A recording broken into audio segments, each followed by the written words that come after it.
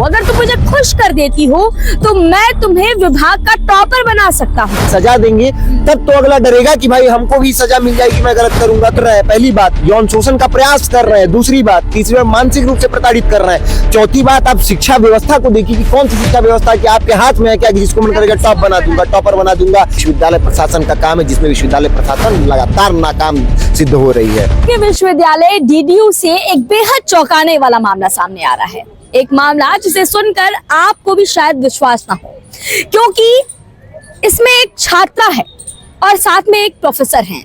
Professor साहब छात्रा से ऐसी बातें करते हैं जो भी गुरु और शिष्य के संबंध को कलंकित करती है। वो इस तरह है कि प्रोफेसर साहब ये कहते हैं कि अगर तुम मेरी बात मान लेती हो, अगर तुम मुझे खुश कर देती हो तो मैं तुम्हें विभाग का टॉपर बना सकता हूँ। तुम्हें अंदाजा भी नहीं है कि तुम मेरे साथ कितनी उन्नति कर सकती हो, कितनी तरक्की कर सकती हो। इसके साथ वो उसको धमकाते भी हैं, एक तरह से इनडायरेक्टली ब्लैकमेल भी करते हैं। वो कहते हैं कि अगर तुमने मेरी बात नहीं मानी तो कहीं ना कहीं तुम मुझसे दुश्मनी मोल ले रही हो और ऐसा करना तुम्हारे लिए भारी पड़ सकता है। ये संवाद है एक छात्र और एक प्रोफेसर के बीच का, और ये प्रोफेसर साहब जो है वो कहीं ना कहीं अब बेपर्दा हो चुके हैं, क्योंकि छात्रा जो है वो आकर के सामने ये बताती है कि उसके साथ किस तरीके से उसका मानसिक उत्पीड़न किया जा रहा है, उसके शारीरिक उत्पीड़न का उसके ऊपर दबाव बनाया जा रहा है। ये सारी बातें अब खुल करके सामने आ गई हैं। फिलहाल हमारे साथ कुछ छात्र हैं डीडीयू के जो कि इस पूरे मामले को उठा रहे हैं, इस पर मुखर होकर के बोल रहे हैं। हम उनसे बातचीत करेंगे और समझेंगे कि पूरा मामला क्या है। शुरुआत आपसे करते हैं, क्या नाम है? संजीव त्रिपाठी। संजीव जी, पहले तो आप मुझे ये बताइए कि इतना बड़ा केस चल रहा था, कुछ भनक भी थी किसी को? नहीं, निश्चित रूप से भनक तो किसी को नहीं थी। एक बैग उस छात्रा ने हिम्मत दिखाई, प्रखरता से हिम्मत दिखाई, मुखरता दिखाई और अपने अधिकारों के लिए लड़ने के लिए राजी हुई।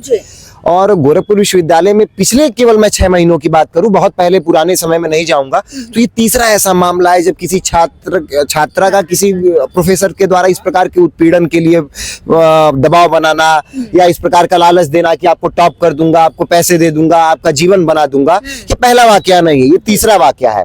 मेरा प्रश्न विश्वविद्यालय प्रशासन से है, इसके पहले भी दोनों बारों में जब विद्यार्थी परिषद इन मांगों को लेकर के प्रोफेसर के पास गई तो उन्होंने कहा कि हमने, कुलपति जी ने कहा कि हमने एक कमेटी बना दी है, कमेटी जांच करेगी। लेकिन आप एक बात बताइए, जब आप कठोर सजा देंगे किसी को, उसके अपराध की सजा देंगे, तब तो अगला डरेगा कि भाई हमको भी सजा मिल जाएगी, मैं गलत करूंगा तो। आप पता नहीं कौन सी कमेटी गठित करते हैं, आप पता नहीं कौन सी योजना बनाते हैं, पता नहीं कौन सी युक्तियां बनाते हैं, आप पता नहीं कौन से आधार पैमाने मापदंड रखते हैं कि जो भी दोषी होता है वो फिर वहीं पर आ रहा है, फिर वो बारंबार पुनरावृत्ति अपने अपराध का कर रहा है। और ये तो ऐसा अपराध है कि इस पूर्वांचल की छात्राएं और छात्र आंखों में सपने सजो करके इस ऐतिहासिक प्राचीर तक आते हैं जो पूर्वांचल में शिक्षा का सूर्य है, और आप तो उनके आंखों के सपनों की हत्या कर रहे हैं क्योंकि पिता अपनी बेटी की इज्जत के लिए अपनी बेटी को पढ़ने नहीं भेजेगा। भाई डरेगा कि अब मेरी बहन कहीं जाएगी तो जबरदस्ती तो योगी सरकार में नहीं हो रहा है, महाराज जी की कानून व्यवस्था इतनी टाइट है। लेकिन वर्तमान समय में आप देखिए कि विश्वविद्यालयों के अंदर प्रोफेसर जब इस प्रकार की चीजें करेंगे तो क्या होगा। बिल्कुल यही सवाल मेरा आपसे है, क्योंकि अभी जब मैं खबर पढ़ी थी तो मुझे पता चला कि कुलाधिपति के पास भी ये वो छात्रा गई थी, महिला आयोग में भी उसने जो है वो शिकायत दर्ज कराई, तो क्या कहीं से उसको कोई उस पर कार्रवाई नहीं हुई? देखिए, मुझे ये कहते हुए बहुत दुख हो रहा है और शर्म भी आ रहा है कि इसके पहले की प्रकरण भी महिला आयोग और कुलपति और कुलाधिपति तक पहुंच चुके हैं, लेकिन पता नहीं क्या ऐसा होता है, पता नहीं कौन सी दैवीय शक्ति है, पता नहीं कौन सी ईश्वरीय शक्ति है कि जो आरोपी रहते हैं वो बारंबार बच जाते हैं, बारंबार बच जाते हैं। मैं कह रहा हूं कि अगर कई बार केवल आरोप लगता है, अगर झूठा आरोप है तो झूठा आरोप लगाने वाले को आप ऐसा जांच करवा करके आप उसकी सजा दीजिए कि दूसरा कोई हिम्मत ना जुटा पाए। लेकिन अगर आरोप सत्य हैं तो उनकी आंखों के सपनों की हत्या करने वाले, अपनी माँ के ममत्व को लेकर के जो यहाँ पढ़ने आती है और अपने पिता की पगड़ियों के सम्मान के लिए जो पढ़ने आती है, उनके पिता के पगड़ियों के सम्मान को बचाना इस विश्वविद्यालय प्रशासन का काम है, जिसमें विश्वविद्यालय प्रशासन लगातार नाकाम सिद्ध हो रही है। अभी आप लोगों ने क्या किया है? क्या ज्ञापन वगैरह कहीं पर दिया की है? जी, विद्यार्थी परिषद ने ये ज्ञापन कुल सचिव को सौंप करके ये उनसे उम्मीद जताई है कि इसमें जल्द से जल्द कार्रवाई करेंगे। और हमने कहा है कि 24 घंटे के अंदर आप हमें बताइए कि कमेटी में कौन कौन है और कमेटी का प्रोग्रेस कैसा चल रहा है, क्योंकि हम तो ऐसे विश्वास मानेंगे नहीं कि आप कौन सी कमेटी बनाए, आप क्या पैसा इधर उधर किया, आपने क्या किया, कोई कुछ हो गया कोई पता नहीं। तो कमेटी का रिपोर्ट हो रहा है और जो भी आरोपी है उनके ऊपर इस बारी कठिन से कठिन कार्रवाई हो, और न केवल विश्वविद्यालय स्तर से कार्रवाई हो, कानूनी स्तर से भी कार्रवाई हो, कि कानूनी रूप से भी कार्रवाई हो और उन्हें सजा मिले, जेल के सलाखों के पीछे भेजा जाए। देखिए, ये मामला इसलिए भी गंभीर है क्योंकि जहां एक तरफ छात्रा है जो कहीं ना कहीं अपनी इज्जत को बचाते हुए जो है वो इस मामले को लेकर के सामने आई है, दूसरी तरफ ये सवाल भी उठता है कि आखिर डीडीयू की शिक्षा शैली किस तरह की है कि एक प्रोफेसर ये कहता है कि मैं तुम्हें टॉपर बना दूंगा, यानी कि जो बच्चा जो है वो साल भर मेहनत करता है, पढ़ाई करता है, उस बच्चे को टॉप ना करा करके उस लड़की को टॉप कराया जाएगा जो लड़की उनको फेवर देगी। यही बात हुई ना।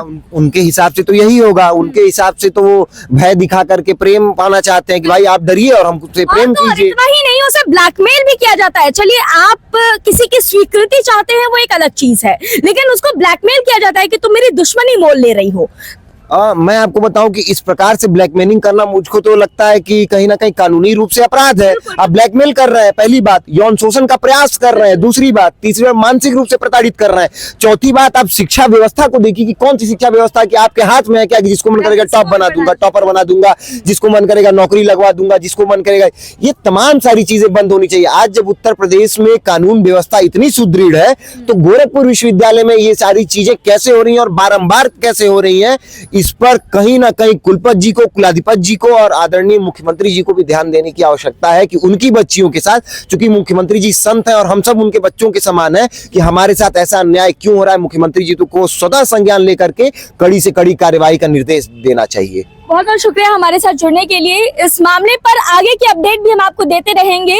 उम्मीद करते हैं कि इस मामले पर जल्द से जल्द कार्रवाई होगी, क्योंकि जिस तरह से छात्रा ने मुखर रूप से जो है वो अपनी बात कही है और ये आरोप लगाया है, आगे इस पर क्या कार्रवाई होती है उसकी अपडेट हम आपको देते रहेंगे। आप बने रहिएगा हमारे साथ, देखते रहिए द देवनागरी।